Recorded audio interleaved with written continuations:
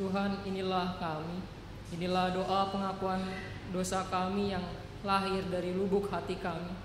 Dengan penuh permohonan, kami memohonkan pengampunan dari Tuhan.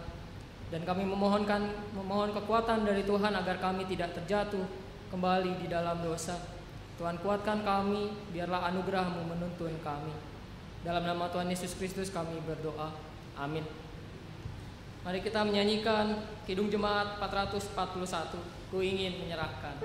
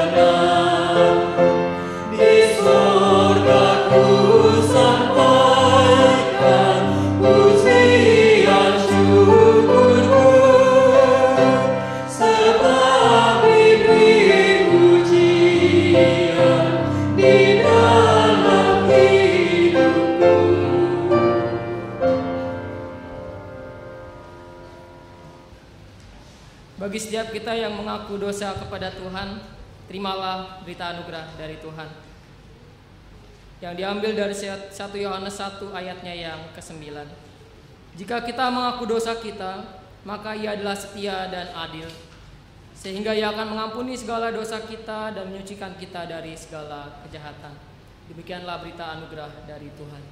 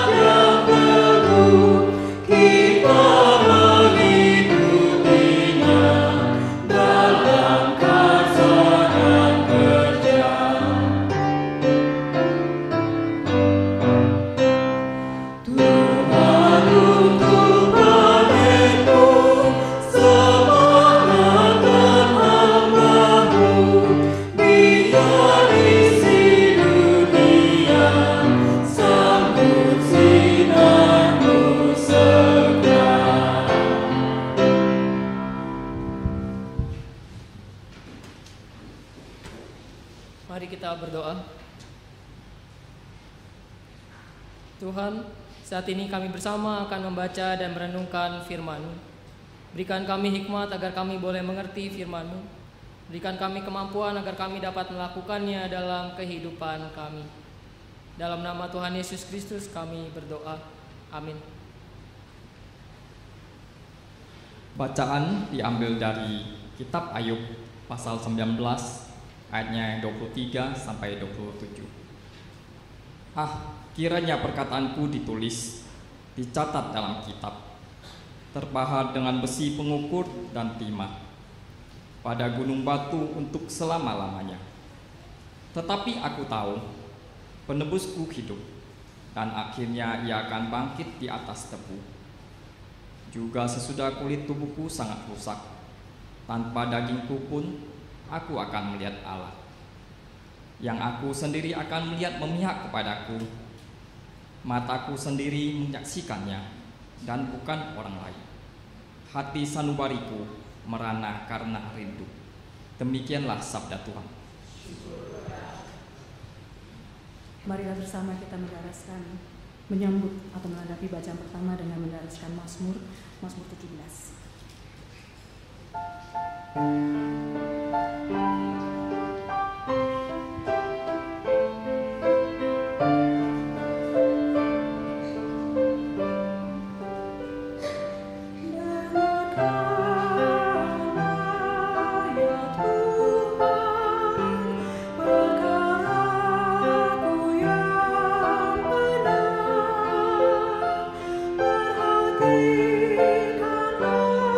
seruanku.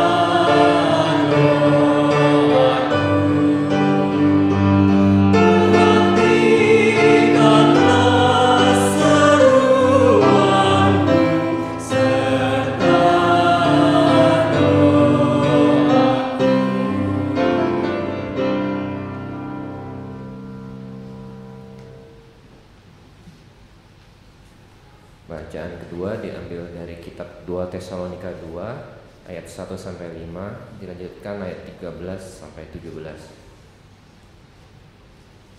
2 Tesalonika 2 ayat 1 sampai 5, lanjutkan 13 sampai 17. Tentang kedatangan Tuhan kita Yesus Kristus dan terhimpunnya kita dengan Dia, kami minta kepadamu saudara-saudara, supaya kamu jangan lekas bingung dan gelisah, baik oleh ilham roh maupun oleh pemberitahuan atau surat yang dikatakan dari kami, seolah hari Tuhan telah tiba. Janganlah kamu memberi dirimu disesatkan orang dengan cara yang bagaimanapun juga. Sebab sebelum hari itu haruslah datang dahulu murtad dan haruslah dinyatakan dahulu manusia durhaka yang harus binasa, yaitu lawan yang meninggikan diri di atas segala yang disebut atau yang disembah sebagai Allah. Bahkan ia duduk di bait Allah dan mau menyatakan diri sebagai Allah. Tidakkah kamu ingat bahwa hal itu telah terap kali kukatakan kepadamu ketika aku masih bersama-sama dengan kamu? Akan tetapi kami harus selalu mengucap syukur kepada Allah karena kamu saudara-saudara yang dikasihi Tuhan, sebab Allah dari mulanya telah memilih kamu untuk diselamatkan dalam roh yang menguduskan kamu dan dalam kebenaran yang kamu percayai. Untuk itulah Ia telah memanggil kamu oleh Injil yang kami beritakan, sehingga kamu boleh memperoleh kemuliaan Yesus Kristus Tuhan kita.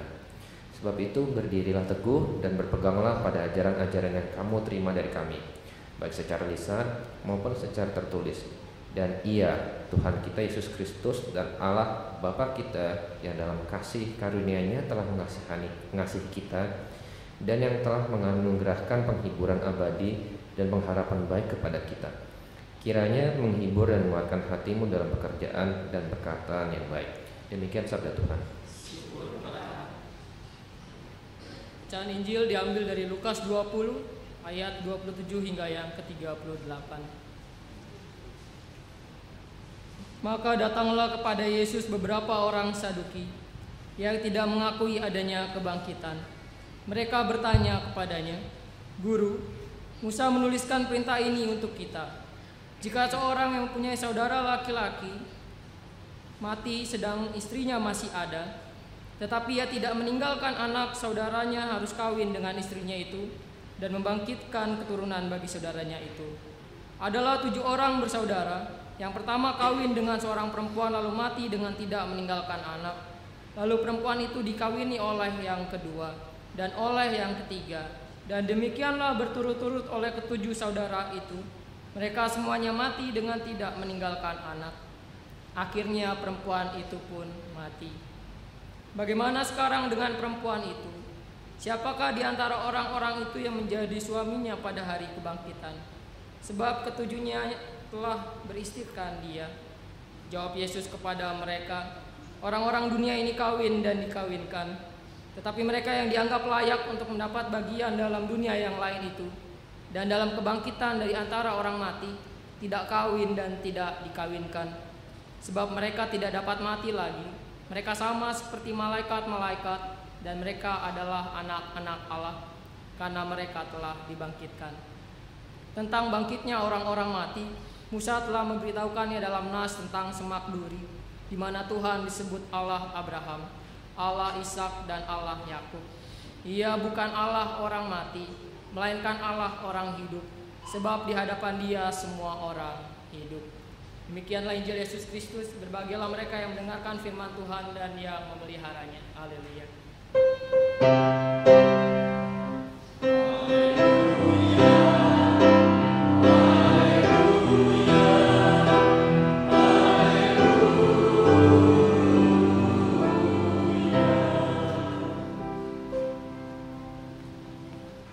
Selamat sore Bapak, Ibu, saudara-saudari yang dikasihi oleh Tuhan Yesus Kristus.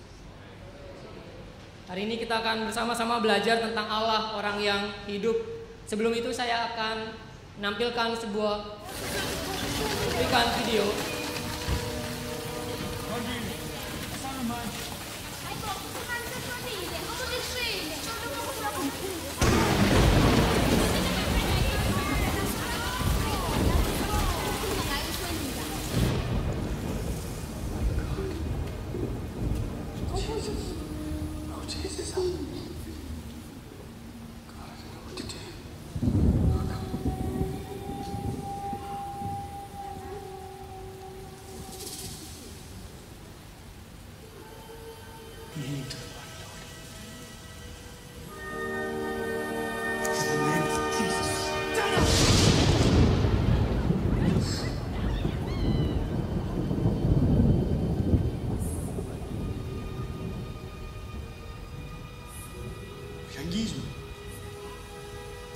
Biungis. Pagkamisa sa ako. Kumkulukul. Kumkulukul. Pakafuse. Bilhesco.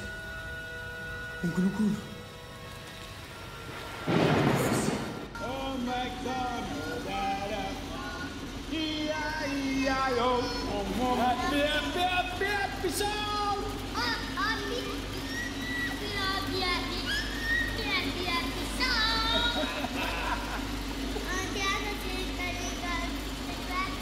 The tractor's stuck. We have to pull it out, Alistair. Where's the tractor, Uncle Angus? It's in the field, Kirsty. Mwah.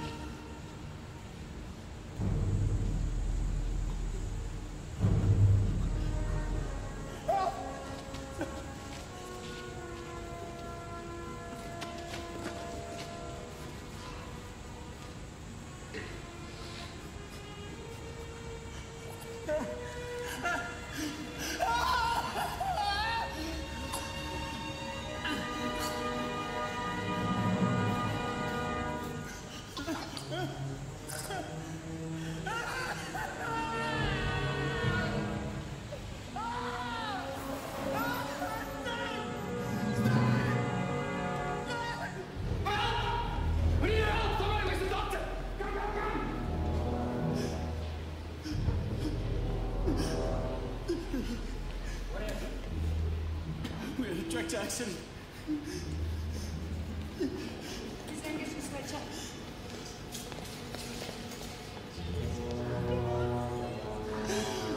Jesus, let it. Oh, Jesus, please. God, please.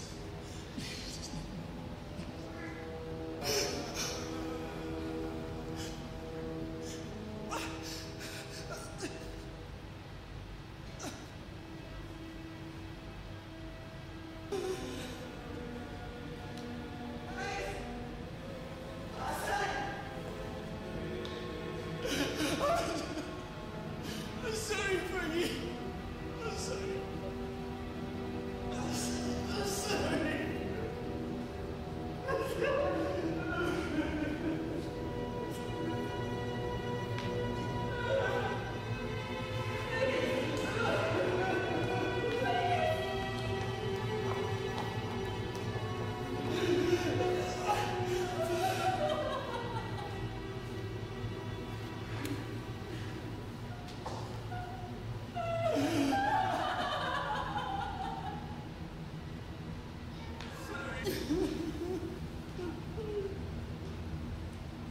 Bapak Ibu, video tersebut saya potong-potong dari film berjudul Fate Like Potatoes. Kalau Bapak Ibu pernah menonton, saya sengaja mengkat dua bagian ini karena kita lihat sang tokoh utama, pria tersebut, ya, di dalam genggamannya lah dia membangkitkan sang anak yang mati, dan dalam genggamannya lah dia tak berdaya membangkitkan yang mati.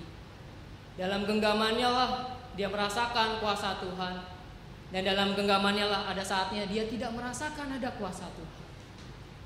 Ada saatnya dia naik luar biasa tinggi. Kalau kita melanjutkan filmnya, kalau Bapak Ibu melanjutkan filmnya, setelah dia membangkitkan anak tersebut dari kematian, dia punya komitmen ingin melayani Tuhan dengan penuh gairahnya. Bahkan dia sampai berkhotbah di gereja, dibuat sebuah kebaktian sendiri dan dia yang berkhotbah. Setelah itu dia ingin membuat KKR besar di stadion. Tepat sebelum KKR itu dibuat, bencana ini terjadi. Kisah ini kisah nyata Bapak Ibu. Diangkat dari kisah nyata. Jadi bukan sekedar karangan, diangkat dari kisah nyata. Jadi sang tokoh utama hendak membuat KKR besar karena kebanggaannya, karena merasa bahwa Tuhan memakai luar biasa.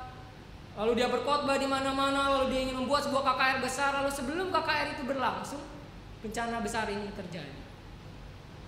Sebelum KKR ini berlangsung, sebuah duka besar terjadi. Dan setelah ini dia terpuruk begitu dahsyatnya, dia depresi, walaupun bukan anaknya Bapak Ibu ya, ini anak, jadi keponakannya. Di tangannya lah dia membawa sang keponakan itu mati. Terpuruk luar biasa, dia depresi luar biasa, sampai akhirnya hampir saja KKR itu tidak dilanjutkan. Hampir saja KKR itu tidak dilanjutkan karena dia merasa benar-benar sangat terpukul. Bapak Ibu, mungkin dalam kehidupan kita ada saatnya kita mengalami hal itu. Ada saatnya kita bersama Tuhan jalan luar biasa menanjaknya. Semuanya sukses, karir luar biasa. Tuhan memberkati karir saya, Tuhan memberkati karir kami. Suami istri bekerja semuanya diberkati luar biasa, mulai dari karyawan biasa lalu jadi direktur. Dan di saat itu kita bisa memuji Tuhan. Tuhan luar biasa sekali, Tuhan mengasihi kami sekeluarga. Lalu bagi kita yang pemuda-pemudi yang masih pacaran, Tuhan membimbing selama 5 tahun pacaran. Oh luar biasa Tuhan. Tuhan menjaga hubungan kami selama 5 tahun, kami dijaga. Dan kami rukun-rukun saja, luar biasa Tuhan.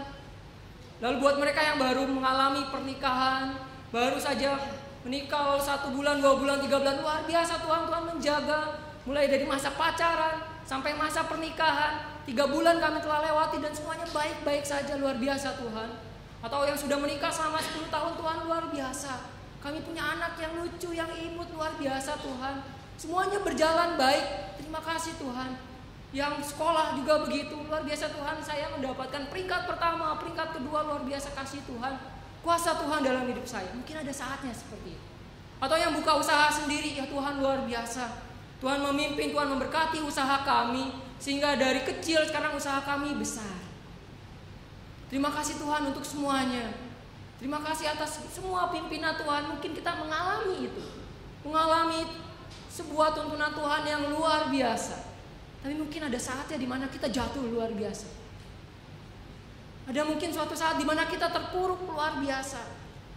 Mungkin yang pacaran sudah 5 tahun tiba-tiba putus di tengah jalan. Bisa dirasakan bagaimana sakitnya. Sudah 5 tahun perjalanan Tuhan bimbing, tiba-tiba putus di tengah jalan. Bagi pemuda-pemudi atau remaja yang berpacaran, 5 tahun pacaran itu dibina, putus di tengah jalan. Itu sakit yang luar biasa. Bahkan tidak urung banyak yang sampai bunuh diri. Karena merasa kehilangan orang yang sangat disayanginya. Atau yang sudah menikah selama berapa bulan, tiba-tiba pertengkaran besar terjadi dan akhirnya merasa tidak cocok. Kalau yang suka nonton infotainment begitu ya, Ayu Ting Ting begitu ya, belum lama menikah sudah bercerai.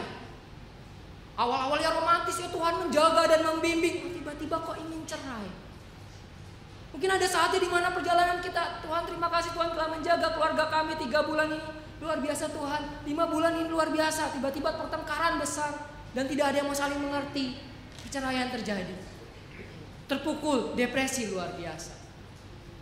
Atau yang sudah membangun usahanya dari kecil sampai besar, sampai luar biasa besarnya, tiba-tiba penjarahan terjadi. Itu mungkin yang dialami rekan-rekan kita tahun 98 Bapak Ibu ya. Sudah meniti dari karir kecilnya terus sampai besar, tiba-tiba masalah besar terjadi, penjarahan terjadi, atau perampokan atau apapun itu, semua hartanya habis. Bapak Ibu bisa bayangkan mungkin jika kita dalam posisi itu, kita akan mengalami depresi luar biasa. Depresi yang sangat sulit untuk disembuhkan hanya dalam waktu 1 hari, 2 hari. Apalagi sampai kita mengalami seperti yang dialami oleh video tersebut. 1 dari anak kita tiba-tiba dipanggil Tuhan dengan cara yang tragis. Wah, saya yakin sebagai ibu atau sebagai ayah, kita akan merasakan terpukul luar biasa, terpukul. Sedih luar biasa, sedih melihat di tangan kita anak kita meninggal secara tragis. Atau kita kehilangan nama baik, baik di sekolah, baik di kantor, mau di kampus maupun di usaha. Semua orang mencemooh kita. Kita kemana-mana dianggap jelek. Kita difitnah dan lain sebagainya. Fitnahan itu kan katanya lebih kejam dari pembunuhan. Kita sulit bangkit, kita depresi di mana-mana, kita dibicarakan buruk oleh orang lain, tidak ada penerimaan dari orang lain, dan akhirnya kita terpuruk. Kita mungkin pernah mengalami itu. Mungkin kita hanya mengalami 1 atau 2. Mungkin kita hanya mengalami kehilangan harta, kehilangan keluarga, nama baik dicemarkan melalui fitnah. atau kesehatan. Tuhan, kenapa ketika sudah divonis misalnya kanker tidak bisa hidup lebih lama dari 1 tahun misalnya. Kita mungkin akan mengutuki Tuhan semarah-marahnya. Tuhan, saya rajin pelayanan, kenapa Tuhan memberikan bencana ini? Luar biasa terpuruknya, bahkan kita sampai minta sama Tuhan, Tuhan kalau bisa cabut aja malam ini. Penderitaan kanker itu luar biasa sakitnya, begitu ya. Ya karena saya sendiri yang menemani mama saya, kanker stadium 4 payudara, sudah merembet sampai ke tulang belakang, jadi duduk pun sudah tidak bisa, tidur pun sakit. Jadi mama juga sempat berteriak, Tuhan ambil aja nyawaku saat ini, jangan diperlama-lama. Mungkin kita pernah mengalami keadaan itu, di mana kesehatan sudah tidak memadai untuk hidup. Tuhan, hidup pun tidak layak, saya sakit, lebih baik mati. Mungkin kita pernah mengalami hal tersebut, depresi. Jadi dari keempat penderitaan yang luar biasa, yang seringkali ini membuat depresi manusia, mungkin kita pernah mengalami salah satunya, atau kita mengalami dua-duanya. Mengalami satu aja sulit bangkit, apalagi dua. Dan Ayub mengalami 4-empatnya. Kehilangan anak secara tragis, bukan cuma 1, 10. Satu saja kita akan terpukul luar biasa. Ini 10. Dan hilang secara tragis, meninggal secara tragis. Tidak meninggal dengan enak begitu ya, tiba-tiba 1, ayah aku mau dipanggil Tuhan, ayah aku nyusul ya. Tidak, 10-10nya meninggal secara tragis. Hartanya hilang secara tragis, kesehatannya menurun secara tragis, bahkan sampai tidak ada orang yang mendekatinya karena menjijikannya. Kalau kita dalam keadaan Ayub sama mungkin, Tuhan buat apa saya hidup? Kesehatan sangat tidak memungkinkan untuk bersahabat dengan siapapun. Badan bau, borok di mana-mana, mau ketemu orang-orang akan menyingkir. Lebih baik saya mati daripada hidup. Yang keempat, sahabat-sahabat justru menyalahkannya. Sahabat-sahabat semua sahabat Ayub menyalahkan, kamu salah pasti, kamu berdosa, kamu orang fasik, pasti kamu melakukan dosa. Karena tidak mungkin Tuhan menghukum umatnya kalau umatnya tidak berdosa. Keempat ini semua dialami Ayub. Bapak Ibu bisa bayangkan betapa depresinya Ayub. Kita saja yang baru mengalami 1, sekali lagi bisa depresi berlarut-larut. Bahkan ada yang bertahun-tahun gak bisa sembuh. Ayub mengalami 4-empatnya. Depresi luar biasa, sampai kalau kita baca Ayub pasal 3, disinilah bentuk luar biasa depresinya Ayub. Dan mungkin kita pernah mengalami juga seperti Ayub.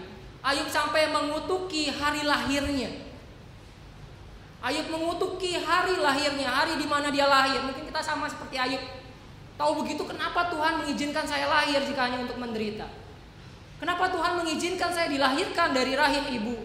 Kenapa saya diizinkan lahir di dunia? Kenapa saya diizinkan lahir dengan tangan cacat, kaki cacat, mata cacat, telinga cacat, mulut cacat? Jika memang untuk menderita, lebih baik tidak usah dilahirkan Tuhan. Ayub juga sama. Ayub mengutuki hari lahirnya. Kita lihat Ayub 3 di sana. Sesudah itu Ayub membuka mulutnya dan mengutuki hari kelahirannya. Ayub 3 ayat 1 sampai 19, di sanalah Ayub mengutuki seluruh hari lahirnya. Maka berbicaralah Ayub, biarlah hilang lenyap hari kelahiranku, dan malam yang mengatakan seorang anak laki-laki telah ada dalam kandungan, dan seterusnya sampai ayat ke-19. Kita lihat bagaimana Ayub begitu terlukanya, begitu depresinya, sampai hari lahirnya pun dikutukinya. Bahkan sampai kalau kita baca ayat tadi, perikop yang kita baca, Ayub 19 ayat 23 sampai 24, Ayub begitu kesalnya sampai mengatakan, kiranya perkataanku ditulis, dicatat dalam kitab, terpahat dengan besi pengukir dan timah pada gunung batu untuk selama-lamanya. Perkataan yang mana kalau kita baca Ayub 19, di sana Ayub berkeluh kesah karena sahabat-sahabat yang menyalahkannya, karena Tuhan yang tak berpihak padanya. Keluh kesah itu ingin saking kesalnya, tuliskanlah itu dalam kitab, pahatlah itu di gunung batu, sehingga setiap orang yang membaca mereka tahu betapa menyedihkan dan memilukan hidup saya, hidup Ayub. Begitu terpukulnya Ayub. Tapi yang luar biasa Bapak Ibu, kita baca ayat selanjutnya. Ada lompatan iman yang luar biasa dari Ayub. Ayat ke-25 sampai ke-27. Tetapi aku tahu penebusku hidup, dan akhirnya ia akan bangkit di atas debu. Juga sesudah kulit tubuhku sangat rusak, tanpa daging pun aku akan melihat Allah, yang aku sendiri akan melihat memihak kepadaku. Mataku sendiri menyaksikannya dan bukan orang lain. Hati sanubariku merana karena rindu. Dalam segala keterpurukannya, tiba-tiba Ayub mempunyai iman bahwa penebusku hidup. Dia tidak mati, ia akan bangkit dari debu. Seandainya pun tubuh ini habis, lenyap karena sakit dan lain sebagainya, aku tetap akan melihat dia, karena dia memihak kepadaku. Ini luar biasa. Sebuah keyakinan iman, ia memihak kepadaku. Di antara semua teman-teman yang mengatakan kamu salah, kamu berdosa, lihatlah Tuhan mengutukmu dan lain sebagainya. Di tengah semua pergumulan sebelumnya yang Tuhan, kenapa kau meninggalkan aku? Apakah salahku? Kenapa? Dan lain sebagainya, pergumulan dengan Tuhan. Lalu dia dengan yakinnya, Tuhan berpihak kepadaku. Bahkan kalau kita baca ayat 27, kalimat terakhirnya, hati sanubariku merana karena rindu. Dalam keterpurukan, dalam sebuah kekecewaan terhadap Tuhan, Tuhan di mana? Tuhan, kenapa harus aku? Tuhan, mengapa harus aku yang mengalami ini? Apa salahku dan lain sebagainya. Semua omelan, semua amarah, semua emosi diluapkan kepada Tuhannya. Tapi dia rindu sama Tuhan. Ini iman yang sesungguhnya. Kalau kita baca Mazmur dari 1 sampai 5, pasal 1 sampai 150, kita akan lihat ada banyak mazmur yang disebut mazmur ratapan. Mazmur ratapan adalah mazmur di mana pemazmur meratap kepada Tuhan, meratap seratap-ratapnya. Marah sama Tuhan semarah-marahnya. Komplain sama Tuhan sekomplain-komplainnya. Dan salah satu mazmur ratapan itu dikutip Yesus ketika di kayu salib. Eli, Eli, lama sabachthani. Allahku, Allahku, mengapa engkau meninggalkan aku?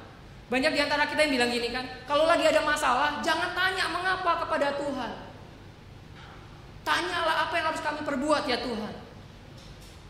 Justru dari Mazmur, dari Ayub, dari kisah hidup Yesus kita belajar. Dalam keadaan terpuruk mereka justru bertanya kepada Tuhan. Tuhan, kenapa harus aku? Tuhan, aku sudah rajin pelayanan, kenapa aku harus yang mengalami ini? Tuhan, aku sudah bawa anakku, aku sudah baptis anakku, aku sudah sidik, kenapa Tuhan masih ambil juga? Tuhan, aku sudah mendoakan tempat tinggalku, kenapa masih kebakaran juga? Tuhan, kenapa usahaku yang kutitis, kurintis dari kecil, dari cuman beberapa bagian, hanya dengan modal kecil dan dengan peluh dan kejujuran, kenapa semuanya hilang dan Tuhan ambil? Bapak Ibu yang dikasihi Tuhan Yesus Kristus, Allah orang yang hidup. Tema kita hari ini bukan Allah yang hidup, tapi Allah orang yang hidup. Dua hal yang berbeda. Allah orang yang hidup artinya ada Allah yang mengerti permasalahan orang yang hidup, bukan orang mati. Orang hidup bisa marah, bisa. Orang hidup bisa ngomel, bisa. Orang hidup bisa emosi, bisa. Orang hidup bisa bertanya kepada Tuhannya, bisa. Bisa komplain, bisa. Dan Allah mengerti. Ketika ada masalah besar, ketika ada sebuah keputusasaan, datang kepada Tuhan. Dari mazmur ratapan, dari Ayub, bahkan dari teriakan Yesus di kayu salib, kita mendengar mereka semua bertanya kepada Tuhan, Allahku, Allahku, mengapa engkau meninggalkan aku? Bahkan setelah Ayub 19, Bapak Ibu kalau kita baca pasal setelahnya, Ayub kan sudah bilang Allah memihak kepadaku, aku rindu. Tapi pasal setelahnya Ayub masih bertanya kepada Tuhan. Ayub masih merasa Tuhan selama ini gak adil. Jadi lihat, ternyata masih ada tarik-tarikan iman dalam diri aku, dari diri Ayub. Dan itu wajar, karena dia orang yang hidup. Ketika kita punya masalah gitu ya, jangan sampai tersesat. Kalau kita baca 2 Tesalonika tadi, kenapa ada umat yang porak-poranda? Jadi 2 Tesalonika itu dalam keadaan porak-poranda karena di 1 Tesalonika dijanjikan bahwa Yesus akan segera hadir. Tapi di 2 Tesalonika Yesus gak hadir-hadir. Apakah Yesus meninggalkan mereka? Apakah Yesus tidak ingat dengan mereka? Apakah Yesus lupa? Atau Yesus tidak akan datang lagi? Mereka mencari jawabannya kemana-mana dan tersesat, mengikuti ajaran guru-guru palsu. Makanya 2 Tesalonika yang tadi kita baca, penulis mengatakan jangan sesat, jangan biarkan kamu diombang-ambingkan oleh ajaran-ajaran sesat. Ingatlah semua yang kuajarkan kepadamu. Paulus dan rasul-rasul telah mengajarkan. Ingat itu. Balik lagi ke firman Tuhan. Jadi Bapak Ibu, ketika kita sedang dalam keadaan putus asa yang luar biasa, depresi yang luar biasa, keluarga yang hancur, kesehatan yang sudah benar-benar diambang putus asa, hubungan dengan kekasih yang benar-benar sudah retak luar biasa dan sakitnya luar biasa, dihianati orang yang dipercaya, difitnah, harta habis lenyap, atau mungkin kehilangan orang yang kita sayang, datang ke Tuhan. Tidak selalu harus berdoa dengan cara yang manis. Sekali lagi, orang yang hidup tidak selalu berkata-kata manis, dan hidupnya tidak selalu manis. Ada saatnya hidupnya pahit, dan bawa itu ke Tuhan. Tidak selalu harus berdoa dengan manis. Tuhan, hari ini hartaku dirampok. Terima kasih Tuhan, saya sangat senang, sangat menggembirakan sekali. Tidak, kita boleh marah, kita boleh, Tuhan kenapa harus saya? Tuhan kenapa harus saya mengalami ini? Saya rajin beribadah Tuhan, saya rajin ke gereja, kenapa harus saya? Dan Tuhan mengerti karena Dia adalah Allah, orang yang hidup. Ketika mungkin ada salah satu orang yang kita sayang diambil Tuhan, tidak mungkin juga kan kita bilang Tuhan syukur, saya senang anak saya diambil baru 2 tahun Tuhan. Ada rasa sedih dan kecewa pasti, marah, iya Tuhan kenapa anakku baru 2 tahun. Mungkin kita akan bertanya, jika mau Tuhan ambil kenapa bukan saya yang sudah 50 tahun atau 40 tahun. Silakan bertanya, tapi jangan sampai sesat. Itu yang ingin Rasul Paulus katakan. Dan itu juga yang dialami oleh para pemazmur ratapan, oleh Ayub. Terus bergumul, Tuhan kenapa harus aku, Tuhan kenapa aku yang harus disalahkan, hingga sampai tiba di Ayub 42. Mari kita buka Ayub 42. Hingga sampai tiba di Ayub ke-42.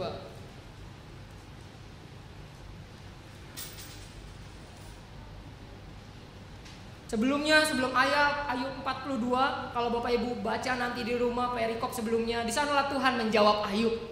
Ketika Ayub sudah berperkara, marah, bertanya sejadi-jadinya, komplain kepada Tuhan, Tuhan kenapa harus saya, ke Tuhan kenapa, dan lain sebagainya. Tuhan jawab. Setelah Tuhan jawab, setelah mendapat jawaban Tuhan, Ayub, kita baca ayat 42, di sana perikopnya dibilang, Ayub mencabut perkataannya dan menyesalkan diri. Ayat yang kelima, Ayub 42 ayat yang kelima, Ayub mengatakan, hanya dari kata orang saja aku mendengar tentang engkau, tetapi sekarang mataku sendiri memandang engkau. Oleh sebab itu aku mencabut perkataanku dan dengan menyesal aku duduk dalam debu dan abu. Mungkin ada saatnya kita marah, kita kesal, kita luar biasa marah sama Tuhan. Tuhan kenapa harus saya? Biarlah itu terus terjadi. Biarlah kita bawa itu kepada Tuhan. Kita marah, kita berdoa, tapi terus jangan keluar dari Tuhan. Komunikasi, Tuhan kenapa harus saya, berdoa terus. Datang ke hadapan Tuhan. Karena Allah adalah Allah orang yang hidup, yang mengerti setiap permasalahan orang yang hidup, dan Dia menghidupkan. Mungkin kita hampir mati, kita hampir putus asa. Allah kita adalah Allah orang yang hidup. Semua yang datang ke hadapannya akan hidup. Itu yang Yesus katakan Lukas 20 ayat 38. Ia bukan Allah orang mati, melainkan Allah orang hidup. Sebab di hadapan Dia semua orang hidup. Mungkin kita hampir mati karena masalah kita. Mungkin kita putus asa, hampir tidak ada harapan. Datang ke Tuhan, kita akan punya kehidupan, kita akan punya semangat untuk hidup, semangat untuk berkarya. Mungkin awal-awalnya kita akan marah, kita akan, nggak masalah, itu adalah bagian dari pergumulan dengan Tuhan. Itu adalah bagian dari sebuah pergumulan iman. Tuhan kenapa, terus bertanya sampai akhirnya Tuhan berikan jawaban. Jangan pernah pergi sebelum Tuhan berikan jawaban. Kita akan tersesat. Udah marah-marah sama Tuhan, udah Tuhan aku nggak mau kenal Tuhan lagi. Itulah yang menyebabkan banyak orang-orang tidak percaya Tuhan lagi. Karena dalam pergumulannya, dalam kemarahannya, dalam caci makinya, dalam komplainnya, dia nyerah, pergi. Tuhan kenapa? Tuhan jahat sekali, Tuhan gak peduli dengan keluarga kami. Selesai marah-marah, selesai ngomel-ngomel, pergi. Terus kita belajar dari Ayub, terus bergumul, terus bertanya, Tuhan kenapa? Tuhan kenapa harus kami? Kenapa harus keluarga kami? Kenapa harus diambil? Kenapa harus berantakan? Dan lain sebagainya. Lalu jangan lupa belajar firman Tuhan, baca. gali, dengarkan, cari jawaban Tuhan sampai akhirnya nanti kita ketemu dan kita akan menyesali perkataan kita. Ternyata Tuhan baik. Ternyata ada maksud baik dari Tuhan. Kalau kita pernah dengar kesaksian rekan-rekan kita mungkin yang pernah mengalami sebuah masalah besar, masalah keterpurukan, putus asa, lalu datang ke hadapan Tuhan, mungkin gak 1 hari langsung selesai, bertahun-tahun. Tapi kalau kita dengar kesaksiannya setelah bertahun-tahun, aku melihat ada kebaikan di sana. Kan ada pergumulan luar biasa, jadi gak mungkin 1 hari langsung selesai gitu ya. Tuhan, perusahaan saya hancur berantakan, lalu besok, ya saya sudah bersyukur. Susah, gak mungkin dalam waktu sehari. Pergumulan luar biasa panjang, tapi pasti akan ketemu jawabannya jika datang ke hadapan Tuhan dan gak kabur, terus bergumul sama Tuhan. Karena Tuhan adalah Allah orang yang hidup dan Allah membawa kehidupan. Di mana Allah hadir, kehidupan hadir. Di mana kita datang ke hadapan Tuhan, kita pun akan hidup. Dan oleh karena itu kita yang sudah dibangkitkan, dihidupkan kembali, mungkin yang sudah putus asa tadinya, lalu Tuhan berikan kesempatan bangkit lagi, bagikan kisah itu. Kemanapun kita hadir, hadirkanlah Allah yang hidup. Dimanapun kita hadir, biarlah kehidupan pun hadir. Jangan sampai di mana orang Kristen hadir, kematian hadir. Jangan sampai jadi orang Kristen yang teroris, di mana kita hadir, yang penting semua agama lain mati. Gitu ya, bawa bom, gereja kami dibom, gantian dong kami balas dendam. Oh ada hari raya tertentu nih, gitu ya. Kan katanya Allah adalah Allah, orang yang hidup, di hadapan Dia tidak ada yang mati. Kalau saya mati demi Allah, maka saya akan bangkit. Bapak Ibu, Allah kita adalah orang yang hidup, adalah Allah orang yang hidup. Di mana ada Allah, di mana kita hadir, harusnya kita bawa Allah, di mana kehidupan juga hadir, bukan kematian. Jadi dalam kekristenan tidak dikenal yang namanya teroris, tidak dikenal yang namanya pencabutan nyawa atas nama Tuhan. Kita diberikan hidup, kita dibangkitkan kehidupan kita dari keputusasaan dan selamatkan orang lain juga dari keputusasaan. Di mana kita hadir, biarlah Allah hadir sehingga kehidupan juga hadir. Amin.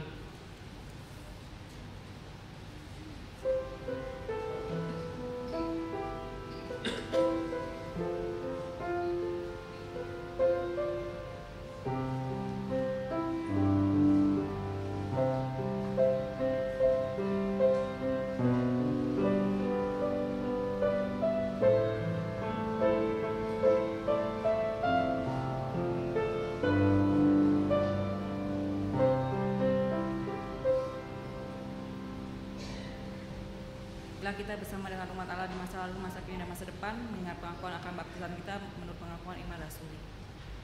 Aku percaya kepada Allah, Bapa yang Maha Kuasa, Tuhan kepada Yesus Kristus, yang Allah, yang dikandung dari Roh Kudus, dari darah Maria, yang dikasih juga perkumpulan darah orang mati, naik ke surga. Mari kita berdoa. Tuhan, kami bersyukur apabila sore ini kami diberikan kesempatan untuk boleh mengangkat doa syafaat kami. Saat ini kami berdoa untuk setiap kami yang sedang terlibat dalam pergumulan cukup pelik dengan kehidupan kami masing-masing. Pergumulan dengan keluarga kami, baik kami sebagai ayah, ibu, anak, kakak, adik, dalam segala pergumulan keluarga. Mungkin ada masalah yang membuat kami bertengkar dan meretakkan keluarga. Tuhan berikan kami kekuatan untuk boleh pertama-tama dengan rendah hati menyadari kesalahan masing-masing, sehingga keretakan keluarga boleh kami kembalikan menjadi lebih baik. Ya Tuhan, apabila kami mulai putus asa dengan keluarga kami, ajaklah kami untuk mengerti bahwa Tuhan menguatkan kami. Ajaklah kami sekeluarga datang ke hadapan Tuhan agar kami diberikan kekuatan untuk bangkit dan hidup. Untuk kami juga mungkin yang sedang dalam pergumulan pencarian pasangan hidup, Tuhan, mungkin kami telah lelah dan berputus asa. Tuhan, tolong bantu kami, berikan kami kekuatan agar kami masih bisa melihat pengharapan itu, masih bisa melihat bahwa Tuhan mengasihi kami. Tuntun kami, ajar kami PK melihat siapakah pasangan yang memang Tuhan kehendaki. Mungkin juga di antara kami ada yang dalam pergumulan dengan usaha pribadi maupun dengan pergumulan di kantor. Tuhan, tolong berikan kami kemampuan di tengah segala macam masalah berat yang menimpa kami. Tuhan, berikan kami kekuatan agar kami dapat mampu menyelesaikan setiap masalah bimbing kami, tuntun kami, karena kami tahu Tuhan adalah Allah, orang yang hidup.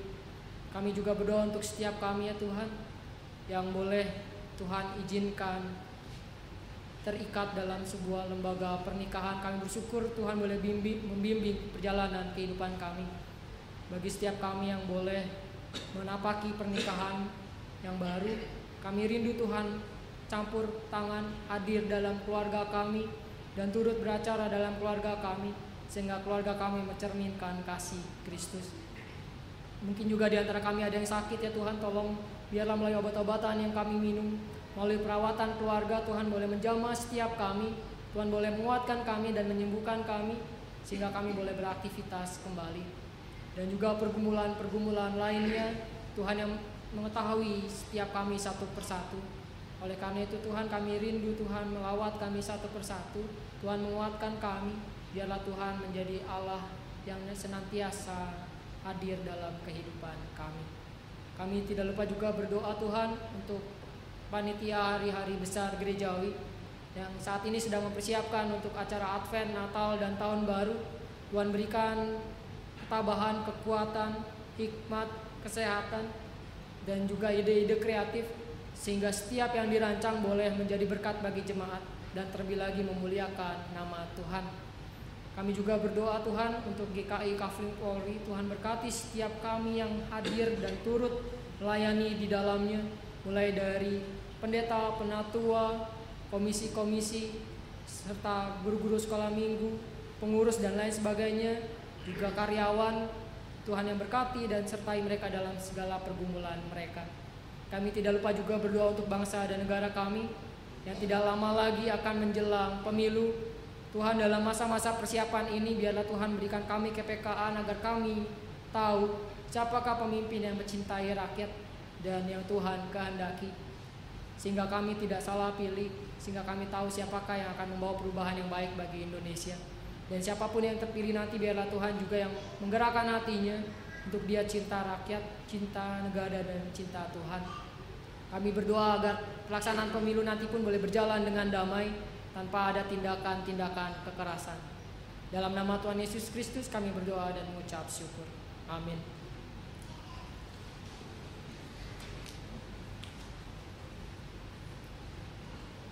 Jemaat yang dikasihi Tuhan, sebelum kita mempersembahkan persembahan kita, marilah kita ingat akan firman Tuhan, Amsal 28 ayatnya 27. Siapa memberi kepada orang miskin tidak akan berkekurangan, tetapi orang yang menutup matanya akan sangat dikutuki. Kidung Jemaat 439 bait ke-1 sampai ke-4 akan mengiringi persembahan kita.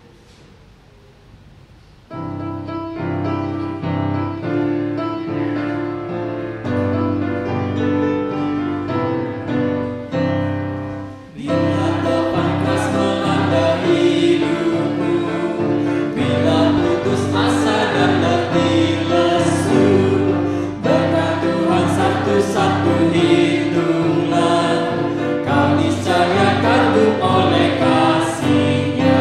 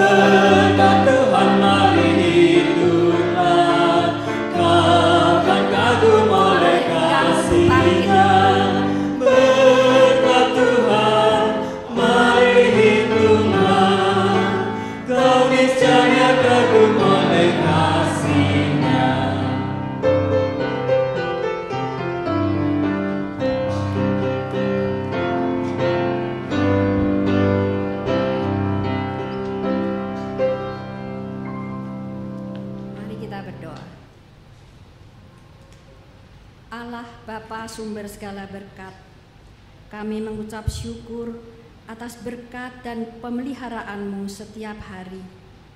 Tuhan, pada kesempatan ini kami datang membawa persembahan kami. Biarlah Engkau yang mengkuduskan persembahan ini Tuhan, agar persembahan ini boleh menjadi persembahan yang kudus bagi kemuliaan nama-Mu. Bapa di surga, ajar kami untuk mempersembahkan yang terbaik bagi Tuhan dan sesama kami. Terima kasih ya Tuhan, di dalam nama-Mu kami berdoa dan mengucap syukur. Amin. Jemaat yang kekasih di dalam Tuhan, mari kita nyatakan tekad kita untuk mengabdi dan mengikut Tuhan, Allah kita yang hidup, yang menjadi juru selamat kita. Kidung Jemaat 376, bait 1 sampai dengan 4.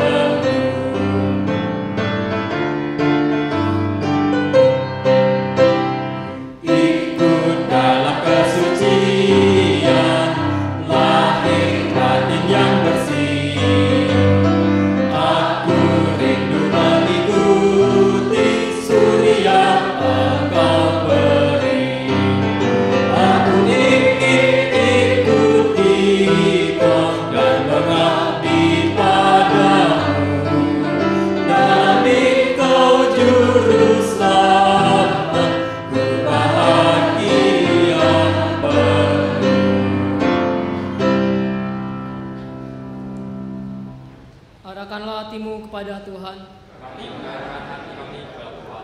Jadilah saksi Kristus. Terpujilah Tuhan. Pergilah dengan sejahtera dan terimalah berkat Tuhan. Tuhan memberkati kita dan melindungi kita. Tuhan menyinari kita dengan wajah-Nya dan memberi kita kasih karunia. Tuhan menghadapkan wajah-Nya kepada kita dan memberi kita damai sejahtera. Haleluya.